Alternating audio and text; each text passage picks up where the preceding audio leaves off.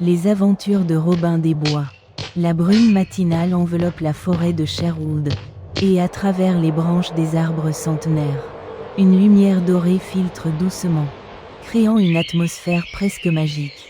C'est dans ce décor que notre héros, Robin, court à perdre haleine, son arc en main, ses cheveux flottant au vent.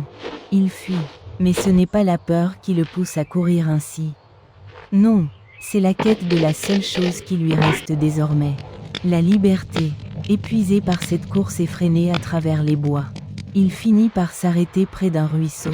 Ses mains plongent dans l'eau cristalline, et pour la première fois depuis des semaines, un sourire se dessine sur son visage. Il savoure enfin ce moment de liberté dans la forêt qui est devenue son seul refuge. Mais ce sourire est fragile, hanté par les souvenirs qui ne cessent de le hanter. Dans son esprit surgissent des images terribles. Les injustices du shérif de Nottingham défilent comme un cauchemar réveillé. Il revoit ses paysans dépouillés de tout, ces familles expulsées de leur maison, ces hommes pendus pour avoir simplement réclamé justice. C'est précisément en défendant l'un de ces innocents que la vie de Robin a basculé. Il avait osé défendre un vieil homme battu par les soldats du shérif. Et en un instant, il était devenu un ennemi de la couronne. Sa tête mise à prix comme celle d'un vulgaire criminel. Dès cet instant tragique, Robin n'eut d'autre choix que la fuite. Il fuit les villages où il avait grandi, traverse les champs qu'il connaissait si bien, et partout où son regard se pose, il ressent la corruption qui gangrène le royaume sous le règne du prince Jean. Il comprend alors que les lois humaines, censées protéger les innocents, sont profondément injustes. Réfugié dans les profondeurs de Sherwood, Robin construit un abri rudimentaire. Jour après jour, il apprend à chasser, à pêcher, à survivre loin de ces hommes corrompus qui ont détruit sa vie. Et chaque jour, il perfectionne son art ancestral, s'entraînant avec son arc, cet héritage précieux de son père. Il vise des cibles de plus en plus petites, perfectionnant son tir jusqu'à atteindre une précision absolument redoutable. Un matin, lors de sa chasse quotidienne, des bruits inhabituels attirent son attention. Robin entend des voix et des rires près d'un vieux pont de bois. Intrigué, il s'approche discrètement et découvre un spectacle étonnant. Un géant d'homme barre le passage à un voyageur terrifié qui n'ose même pas lever les yeux.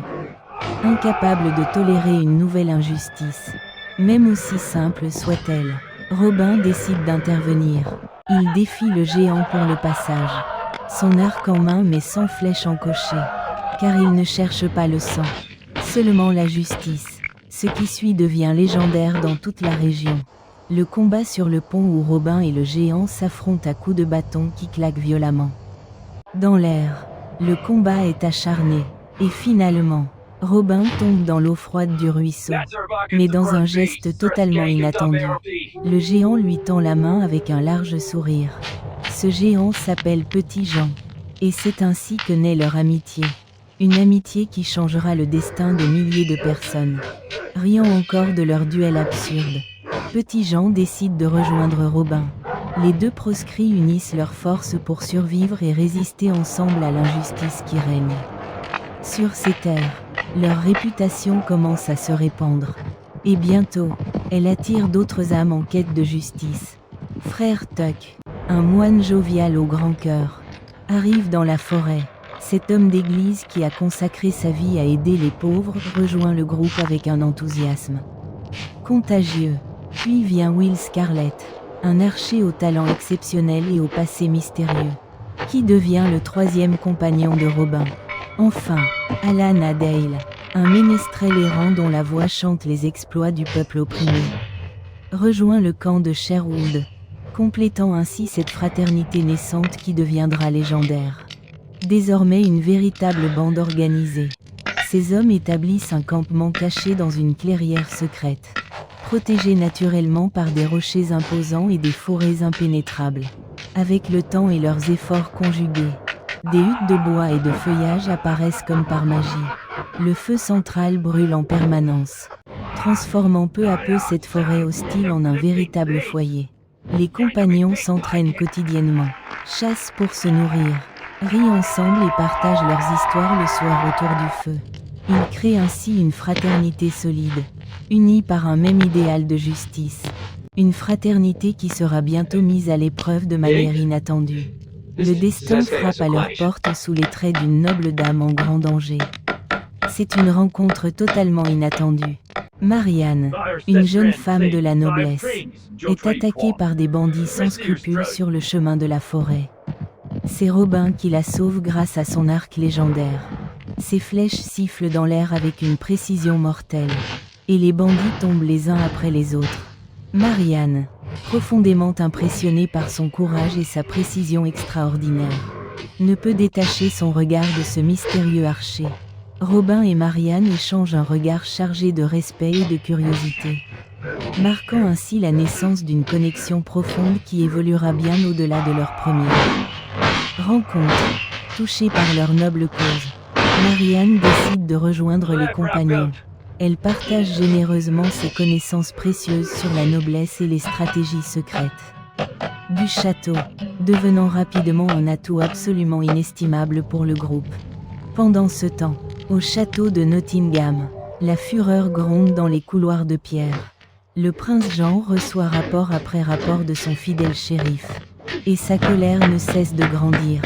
Il est furieux qu'un simple hors-la-loi ose défier son autorité avec une telle audace. Le shérif, tremblant de peur devant son maître, promet de capturer Robin coûte que coûte. Mais ironiquement, pendant que les nobles complotent dans leurs salles luxueuses, le peuple chante déjà les exploits de Robin dans les villages. Il est devenu un véritable héros populaire, un symbole d'espoir pour tous les opprimés. Robin, conscient de l'impact de ses actions, intensifie ses raids. Il organise des embuscades audacieuses sur les convois de marchands corrompus et les collecteurs d'impôts sans pitié, redistribuant généreusement leurs volets aux pauvres qui en ont désespérément besoin.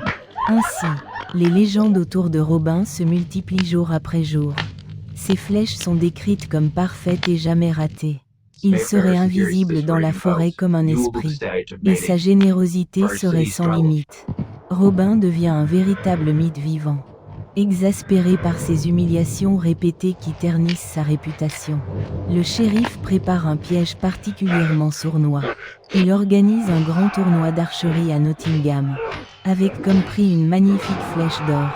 Au camp de Sherwood, Robin et ses compagnons discutent longuement de cette annonce. La ruse est évidente pour tous. C'est un piège manifeste, mais Marianne, toujours stratégique, propose une idée audacieuse. Se déguiser et se mêler à la foule pour retourner le piège contre son propre créateur. L'idée est risquée, mais l'appel du défi est trop fort pour Robin. Le jour fatidique arrive enfin. Nottingham est bondé de spectateurs venus de toute la région. Robin, déguisé en mendiant en haillons, circule librement dans la foule. Personne ne reconnaît le célèbre hors-la-loi sous ses guenilles misérables. La compétition commence dans une atmosphère festive. Les archers se succèdent, tirant sur des cibles placées à des distances de plus en plus éloignées. Robin, malgré son déguisement, montre un talent absolument exceptionnel qui commence inexorablement à attirer l'attention des juges et des spectateurs. À chaque épreuve, il encoche ses flèches avec une désinvolture presque insultante, vise avec une concentration parfaite, et atteint le centre exact des cibles avec une aisance qui semble surnaturelle. La foule admire ses performances extraordinaires, mais le shérif, observant depuis sa tribune, commence à soupçonner quelque chose d'anormal. Il envoie discrètement ses gardes se positionner autour de l'arène. Préparant son filet, la tension atteint son paroxysme absolu lors de la finale spectaculaire qui oppose Robin à l'archer. Personnel du shérif, la distance est incroyable, presque impossible, et la tension est palpable dans l'air épais. Le premier tir de Robin frappe au centre exact de la cible, déclenchant des acclamations assourdissantes de la foule émerveillée qui n'a jamais rien vu de tel. Puis, dans un exploit qui restera gravé dans les mémoires, sa deuxième flèche fend parfaitement la première en plein vol. Un exploit technique absolument impressionnant qui laisse le shérif à la fois furieux et totalement incrédule. Comment un simple mendiant peut-il posséder une telle maîtrise ? C'est à ce moment précis que Robin décide de révéler sa véritable identité avec un geste théâtral. Il arrache son déguisement sonnant, révèle son visage au grand jour, provoquant instantanément le chaos dans la foule massée. Ses compagnons, cachés parmi les spectateurs, créent immédiatement une diversion spectaculaire et parfaitement coordonnée. Dans la confusion totale qui s'ensuit, une bagarre générale éclate dans les rues étroites de Nottingham. Robin, profitant du chaos qu'il a créé, se fraye un chemin vers la sortie avec une agilité stupéfiante. Les gardes tentent désespérément de le rattraper, criant des ordres contradictoires. Mais Robin est déjà loin. Il franchit le pont à toute vitesse et disparaît dans la forêt comme un véritable fantôme, laissant derrière lui un shérif humilié devant tout son peuple. L'humiliation est totale et publique pour le shérif qui ne peut plus reculer. Il riposte avec une violence inouïe. Il double immédiatement les patrouilles dans toute la région, augmente considérablement la récompense pour la capture de Robin, puis déchaîne sa vengeance terrible sur les innocents qu'il soupçonne. Des représailles brutales frappent les villages accusés d'aider Robin, et des innocents sont emprisonnés sans le moindre procès, jetés dans des cachots humides simplement sur suspicion. Lorsque la nouvelle de ces atrocités parvient à Sherwood, Robin apprend la situation dramatique et comprend immédiatement qu'il doit agir rapidement pour libérer ces innocents qui souffrent uniquement à cause de lui et de ses actions. Un conseil de guerre est immédiatement convoqué dans la clairière. Marianne, passionnée et déterminée, propose avec force d'appeler le peuple entier à se rebeller contre cette tyrannie insupportable. S'ensuit une discussion stratégique particulièrement intense autour du feu. La réalité est claire. Ils ne sont que quelques dizaines d'hommes face à une garnison entière de soldats entraînés et lourdement armés. Mais le peuple, si l'espoir est suffisamment fort, pourrait répondre massivement à l'appel. Robin, conscient des risques énormes mais aussi de la nécessité d'agir, décide de transmettre le message de révolte à travers toute la région. L'appel résonne comme un tocsin dans les villages. Des messagers courageux se dispersent dans toutes les directions. Et bientôt, paysans, artisans, anciens soldats et jeunes gens pleins de courage se préparent pour le combat qui changera définitivement leur destin et celui du royaume. La veille de l'assaut tant attendu, l'émotion étreint profondément le camp. La nuit précédant l'attaque, Robin marche seul dans le campement silencieux, observant attentivement les visages de tous ces hommes et femmes remplis d'espoir. Ces gens ordinaires qui lui ont fait confiance et qui sont prêts à risquer leur vie. Marianne le rejoint dans l'obscurité étoilée. Elle lui parle doucement de courage, de l'importance cruciale de l'espoir même dans les heures les plus sombres et les plus désespérées. Dans ce moment suspendu entre la vie et la mort possible, entre le passé et l'avenir incertain, ils partagent un échange d'une tendresse infinie, un baiser volé sous les étoiles brillantes qui scellent leur amour naissant et leur donne la force de continuer. Puis l'aube se lève enfin, rouge comme le sang qui sera inévitablement versé. Le soleil rouge sang illumine Nottingham d'une lumière sinistre, et le peuple se met en marche vers le château imposant dans un grondement de détermination qui fait trembler la terre. L'assaut éclate avec une fureur absolument libératrice. Les flèches pleuvent du ciel comme une pluie mortelle et implacable.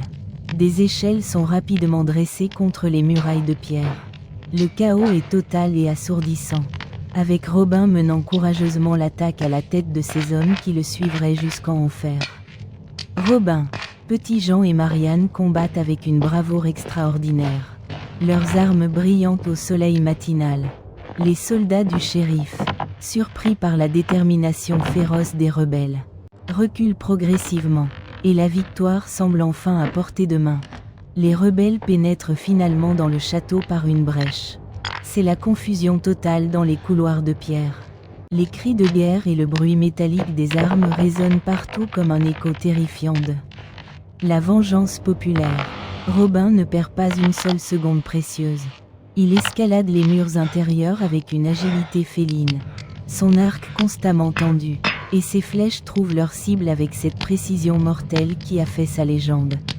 À ses côtés, le puissant petit Jean utilise un tronc d'arbre massif comme un bélier improvisé pour enfoncer violemment une porte fortifiée, permettant ainsi aux rebelles enthousiastes d'avancer toujours plus profondément dans la forteresse, qui semblait imprenable pendant ce temps crucial.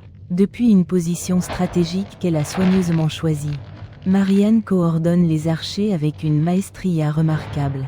Elle transforme le chaos apparent en une stratégie militaire efficace et redoutable, protégeant simultanément les civils innocents et les rebelles avec une intelligence tactique qui force l'admiration. Face à cet assaut parfaitement organisé et cette détermination sans faille, les soldats du shérif, complètement désorientés et démoralisés, tentent désespérément de défendre le château mais sont largement dépassés par la rage et la détermination des opprimés qui n'ont plus rien à perdre. Dans la grande salle du trône, le shérif panique totalement, perdant tout contrôle. Il hurle des ordres de plus en plus contradictoires et incohérents. Mais ces hommes, complètement démoralisés par l'ampleur de la révolte, abandonnent progressivement la lutte un à un, jetant leurs armes au sol. Pendant ce temps, lâchement caché dans ses appartements privés, le prince Jean reste prudemment à l'écart du chaos qu'il a lui-même créé. Totalement impuissant face à la révolte massive qu'il a provoquée par sa cruauté et son avidité. Sans limite, mais au moment le plus critique de la bataille, un événement totalement inattendu survient qui change tout. Le roi Richard, le légitime souverain, revient enfin en Angleterre après ses longues années de croisade. Il apprend rapidement la situation absolument catastrophique qui règne dans son royaume bien-aimé, et se précipite immédiatement vers Nottingham pour rétablir l'ordre et la justice. Son arrivée est absolument providentielle. Richard arrive précisément au moment crucial où la bataille atteint son paroxysme le plus violent. Alors que les lourdes portes du château viennent de céder définitivement sous les assauts répétés. Telle une vague absolument irrésistible, les rebelles victorieux se déversent dans le château comme un véritable raz de marée de justice. Longtemps attendu, le shérif, terrorisé, se retrouve rapidement acculé, le dos contre le mur froid, sans la moindre échappatoire possible. L'instant de vérité tant attendu est enfin arrivé. Robin, le visage marqué par la bataille, pointe une flèche directement sur le cœur battant du shérif. La tension est à son maximum absolu. Un silence de mort tombe soudainement sur la grande salle où absolument tous retiennent l'heure. Souffle dans l'attente, mais c'est précisément à cet instant que le roi Richard intervient avec toute son autorité royale. Il ordonne fermement à Robin d'abaisser son arc, lui rappelant avec sagesse l'importance fondamentale de la vraie justice plutôt que de la simple vengeance personnelle. S'ensuit un dialogue absolument mémorable entre Robin, le hors-la-loi devenu héros, et le roi Richard, le souverain légitime. Le roi reconnaît publiquement et solennellement la bravoure extraordinaire et les actes véritablement héroïque du hors-la-loi qui a protégé son peuple quand lui-même était absent. La justice royale est rapide, implacable mais équitable. Le shérif de Nottingham est immédiatement arrêté et sera jugé publiquement pour ses crimes innombrables et ses abus de pouvoir. Il est profondément humilié devant le peuple entier qui l'a tant opprimé pendant des années. Quant au prince Jean, complice de tant d'injustices, il est immédiatement dépouillé de tous ses pouvoirs et privilèges, puis exilé définitivement loin du royaume qu'il a failli détruire. Les taxes terriblement injustes qu'il avait imposées sont toutes abolies sur le champ par décret royal, en récompense légitime de ses actions courageuses et de sa protection du peuple. Robin reçoit un pardon royal complet et absolu, ainsi qu'une place d'honneur permanente à la cour royale. Mais fidèle à lui-même et à ses principes, il refuse poliment ces honneurs prestigieux. Son choix est absolument clair et définitif. Robin préfère sincèrement rester dans sa forêt bien-aimée avec ses compagnons fidèles, continuant inlassablement son rôle sacré de gardien invisible et protecteur du peuple opprimé. Ainsi, la paix revient progressivement sur le royaume meurtri. La majestueuse forêt de Sherwood retrouve peu à peu sa tranquillité naturelle et apaisante. Mais Robin et ses fidèles amis restent constamment vigilants, toujours absolument prêts à défendre courageusement les innocents où qu'ils soient menacés.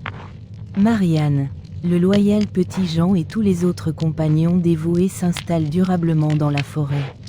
Accueillante, continuant sans relâche leur mission sacrée de protéger les opprimés dans toute la région. Au fil du temps qui passe, les saisons changent naturellement leur parure. Et avec elles, la légende extraordinaire de Robin des Bois traverse inlassablement tous les villages et inspire profondément le peuple entier à croire fermement en la possibilité réelle de la justice. La légende prend véritablement vie dans les cœurs de tous. Les mères attentionnées racontent ces incroyables aventures à leurs enfants émerveillés le soir au coin du feu crépitant, tandis que les ménestrels talentueux chantent passionnément ces exploits légendaires dans absolument chaque taverne du royaume. Même les nobles orgueilleux apprennent une leçon extrêmement précieuse. Que le pouvoir sans justice véritable est terriblement fragile comme le verre le plus fin. Tandis que la réputation immortelle de Robin grandit inexorablement jusqu'à devenir véritablement éternelle et impérissable. Dans la forêt de Sherwood, le feu du campement brûle éternellement, symbole puissant et lumineux d'un espoir qui ne s'éteindra absolument jamais. Les arbres centenaires et majestueux murmurent doucement son nom sacré au vent qui passe. Les ruisseaux cristallins chantent mélodieusement ses exploits héroïques. Et chaque flèche tirée porte mystérieusement en elle la promesse solennelle d'un monde véritablement plus juste pour tous. Car Robin n'est désormais plus seulement un simple homme de chair et de sang. Il est devenu bien plus que cela. Une idée immortelle, un symbole éternel et puissant que ni le temps implacable ni les tyrans cruels ne pourront jamais complètement effacer de la mémoire collective. La légende de Robin des Bois vivra éternellement dans les cœurs passionnés de tous ceux qui croient sincèrement en la justice, en la liberté et en le courage nécessaire pour défendre courageusement les innocents contre l'oppression. Et tant qu'il y aura des opprimés dans ce monde, il y aura toujours, quelque part dans l'ombre protectrice des forêts, un arc tendu, une flèche prête à voler vers la justice, et un héros portant fièrement le nom immortel de Robin des Bois. Merci, merci du fond du cœur d'avoir pris le temps d'écouter cette histoire jusqu'à la fin. Chaque vue, chaque écoute, chaque seconde que vous passez avec nous donne la force de continuer à créer. Étoile, si cette histoire vous a ému, si elle a éveillé quelque chose en vous, un souvenir, un sourire, une émotion, alors soutenez-nous pour que la magie continue. Sur YouTube, c'est très simple, abonnez-vous à notre chaîne, cliquez sur la cloche alarme pour recevoir nos nouvelles histoires dès leur sortie. Et surtout, laissez un j'aime pouce levé pour nous montrer que vous appréciez ce que nous faisons. Vous pouvez aussi partager la vidéo avec vos amis, votre famille, ou toute personne qui aime rêver et ressentir. Sur Facebook, suivez notre page officielle et laissez un petit commentaire pour nous dire ce que vous avez ressenti. Vos mots comptent énormément pour nous. Ils nous inspirent, ils nous motivent, ils nous rappellent pourquoi nous faisons tout cela. Et n'oubliez pas de partager le post, pour que d'autres puissent, eux aussi, s'évader un instant grâce à ces histoires. Sur Instagram, rejoignez notre univers visuel Fleur de Cerisier. Vous y découvrirez les coulisses, les images, les citations, et des extraits exclusifs des histoires à venir. Cliquez sur le cœur rouge, laissez un message, ou partagez en story pour nous donner de la visibilité. Chaque geste compte. Et sur TikTok, suivez-nous pour ne manquer aucun de nos prochains récits. Laissez un like, un commentaire, et surtout partagez la vidéo avec ceux que vous aimez. C'est ensemble que nous faisons vivre ces émotions. Notes de musique, votre soutien, vos partages, vos mots, c'est notre plus belle récompense. Grâce à vous, nous pouvons continuer à raconter des histoires pleines d'âme, d'amour et d'humanité. Parce qu'au fond, chaque histoire n'existe que si quelqu'un l'écoute. Et aujourd'hui, ce quelqu'un, c'était vous.